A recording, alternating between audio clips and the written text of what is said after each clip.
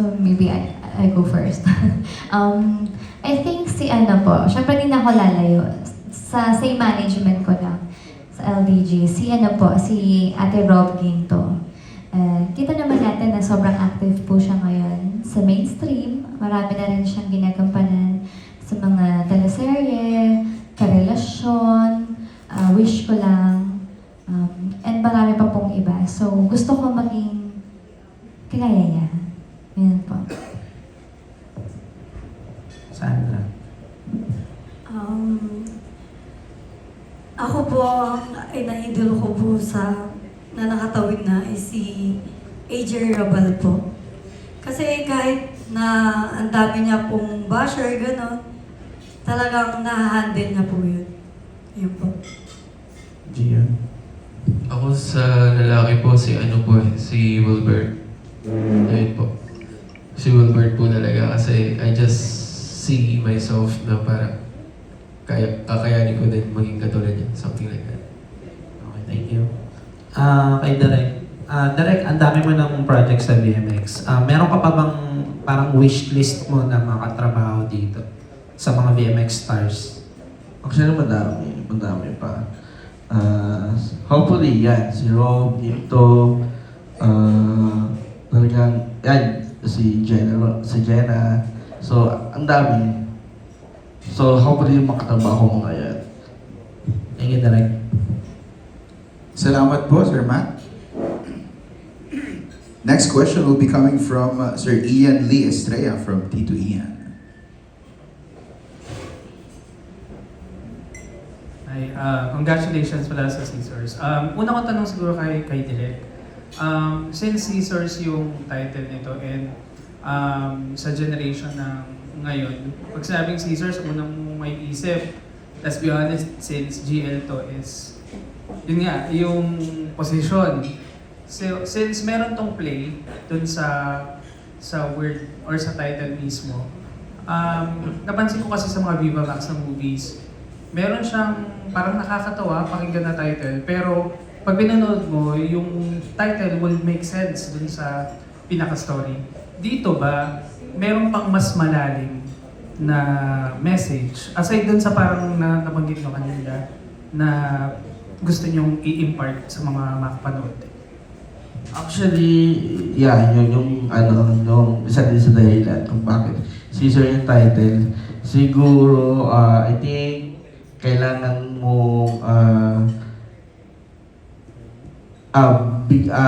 mag-concentrate ka. Mag-concentrate sa isang relasyon na pahalagahan ng kasama mo kasi yan kapag nagkaroon niya ng damage talaga mahirap na. So, siguro I think doon siguro yung pino-point out ng scissors. Thank you. Nabanggit kay Miss Ria naman. Nabanggit mo kanina si Rob Ginto. Naalala ko kasi before, meron din siyang movie na GL, yung Unang Tikim. Kung ikukumpara mo itong movie na to, doon nasa almost same level ba? When it comes to acting kasi, iba yung acting ni Rob Ginto doon. So, tingin mo ba nasa same level na to? Kung sa GL scene po, syempre mas bolder ang Caesar. Kasi syempre mas wholesome yung ano nila doon, content. And sa acting naman, I'd say na yes, magka-level. Apo. Okay. Tapos, siguro follow-up questions na lang sa rest of the cast. How is this different doon sa mga last na naging films nyo with Viva Max?